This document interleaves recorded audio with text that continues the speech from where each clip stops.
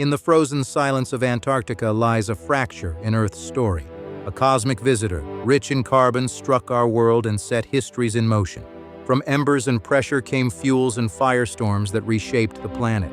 Across continents, ancient memories survived in maps, myths, and stone. Science meets legend as we trace the scars beneath ice, oceans, and mountains. This is the Antarctic impact theory. We've traced a single story through ice, rock, and myth.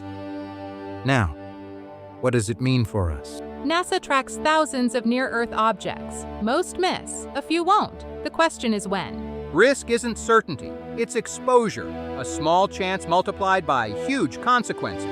Ancient warnings weren't superstition alone. They were memory, compressed into story.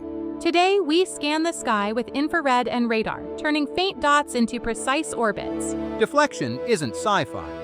Kinetic impactors and gravity tractors are engineering problems. But time is the scarce resource. Early detection turns catastrophe into maneuver. This is then versus now. Cave walls to CCD sensors. Fear to instrumentation. Hazard maps are never final. New surveys expand what we know and what we don't. We prepare not because impact is certain, but because civilization is worth protecting.